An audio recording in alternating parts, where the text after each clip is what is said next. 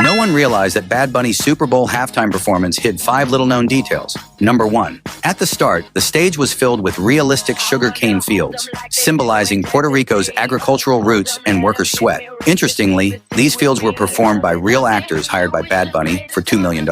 His outfit also had special meaning. The number 64 was his mother's birth year, and the surname Ocasio on his back reflected his identity rooted in family and land. Number 2. Bad Bunny invited the most celebrities in Super Bowl halftime history. Besides Lady Gaga and Ricky Martin, he also invited Pedro Pascal, Cardi B, Karol G, and Jessica Alba, highlighting Latin culture and artist unity. Number 3, Bad Bunny brought his hometown to the stage. The flame tree, an iconic Puerto Rican symbol, represented resilience. The pava hat honored rural workers, and traditional Puerto Rican instruments also appeared. Number 4, Bad Bunny climbing a power pole symbolized Puerto Rico's hurricane struggles and power outages, honoring those restoring power and criticizing slow relief efforts. Number 5, he paid tribute to all cultures, bringing all national flags onto the stage. After saying "God bless America" in Spanish, he listed America's components. Even the football he held had "Our unity is the American spirit" written on it. What other details did you notice in Bad Bunny's halftime show?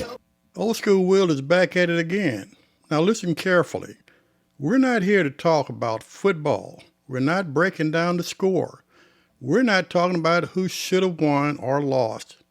We're talking about something much bigger, because once again, racism has overshadowed common sense in America.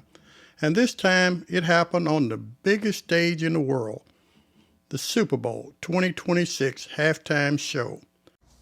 Okay, I just want to say something. I just watched the halftime show. I know no Bad Bunny songs, none. I swear I'm being honest, I did not have high expectations. I think that's the best Super Bowl halftime show I've ever seen.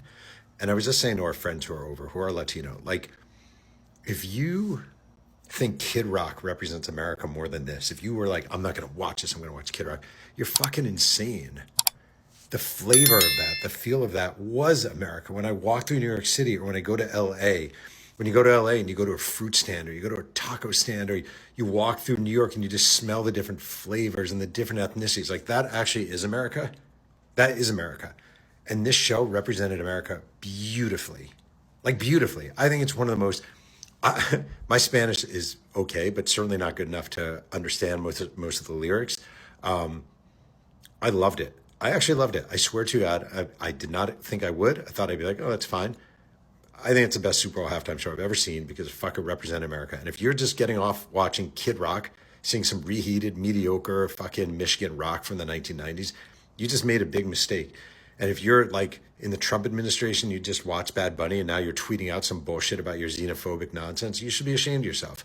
That was America. Sugarcane is fucking America.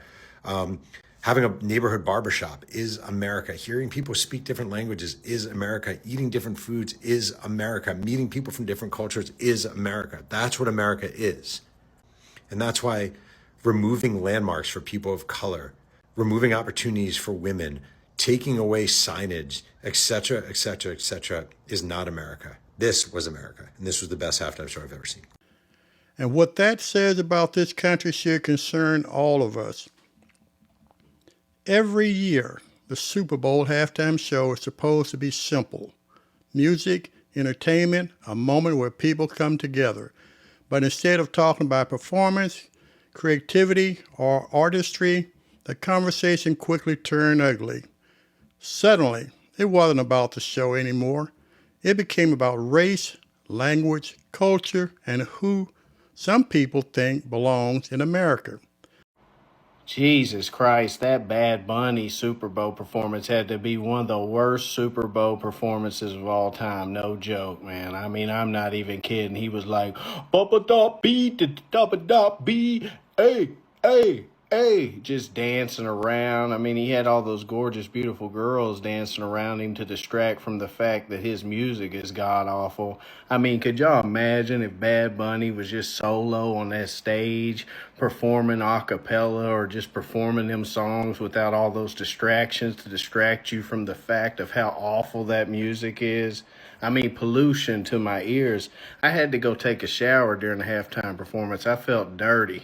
I mean, it was nasty, baby. That was an awful performance. He was just dancing around. Hey, Hey, lip syncing, had all those distractions from the fact that everybody didn't even know one of his songs or what the fuck he actually said. And by the way, folks, in case you haven't figured it out yet, Puerto Rico is part of America. Okay? Get that straight. Now let's move on. So how did Puerto Rico become part of the United States?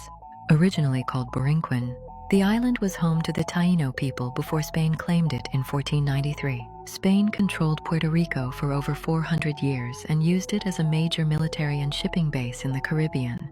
In 1897, Puerto Rico was finally granted limited self-government by Spain. But 1 year later, that changed overnight. In 1898, the Spanish-American War broke out.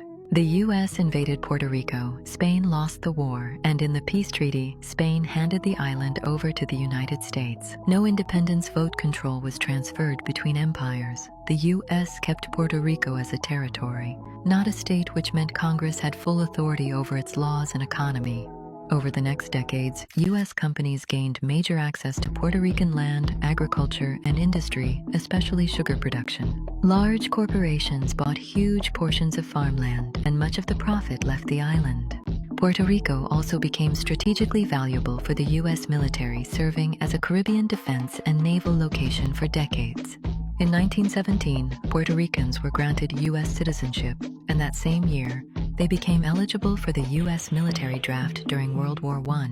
Today, Puerto Ricans are U.S. citizens, but residents on the island still can't vote for president and have limited representation in Congress. Supporters say U.S. ties brought infrastructure, funding, and mobility.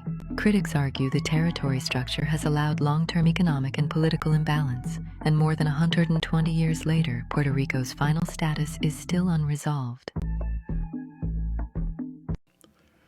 That's when you know we've lost the plot. Let's tell the truth, because old school will always does. This backlash wasn't about music. It wasn't about taste. It wasn't about whether someone liked the performance or not.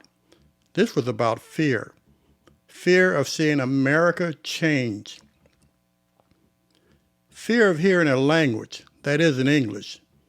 Fear of cultures that don't look like what some folks grew up with. All the boys are upset because they wanted to watch the Super Bowl, and Daddy said no. And they want to know why Daddy said no to the Super Bowl. Number one, it is promoting on another level a lifestyle that we do not align ourselves with or agree with. And it is turned into a absolute raging liberal show. And we're not going to support it by watching it. Also, the halftime show is a male that is claiming that he will be wearing a dress, and if you don't like it, you can go yourself. And that is absolutely unacceptable. And not only that, the NFL logo is being changed to rainbow colors, and they're putting that logo on the jerseys. And the reason why they're doing all this is to appease the masses. They're not doing it because they care about these people. They're not doing it because they have the best interests of these people at heart. They're doing it so that they can make money in the biggest way possible.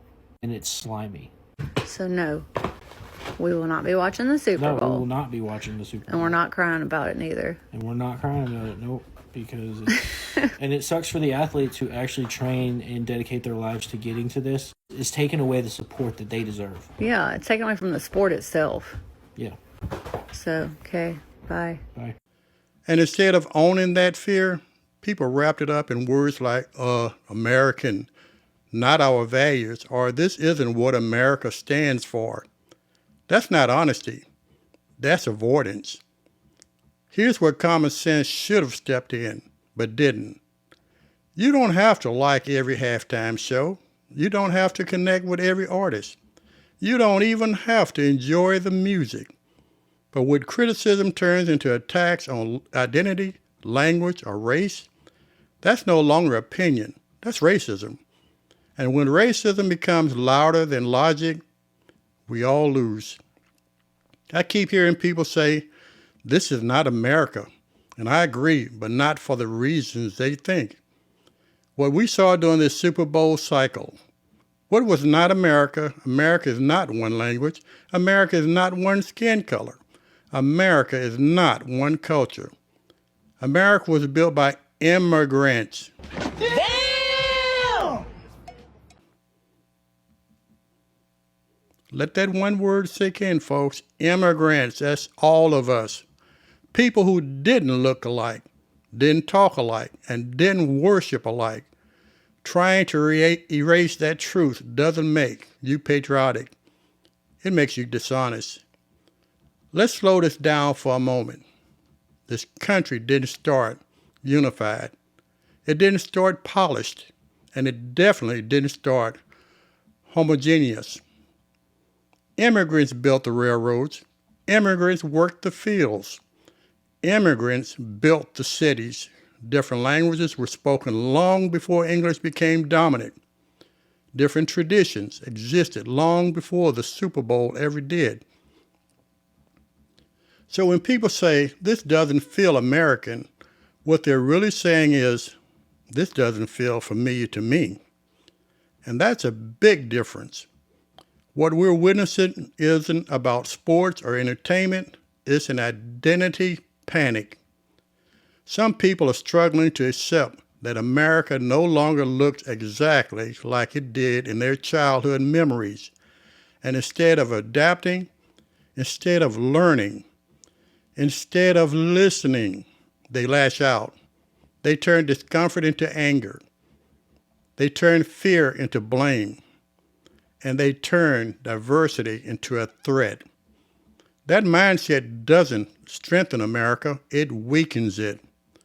Sports have always been one of the few places where Americans came together.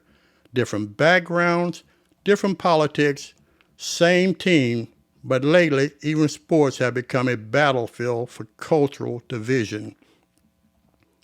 When racism overshadows common sense at the Super Bowl, it sends a dangerous message that unity only applies when everyone looks and sounds the same. That's not unity. That's conditional acceptance. And America deserves better than that. Let me be clear. You don't have to agree with everything. You don't have to celebrate every cultural shift. You don't have to pretend like you like what you don't like. But you do have to respect people's right to exist without being attacked. You don't get to erase someone's identity just to feel comfortable. And you don't get to redefine America to exclude others. That's not old school.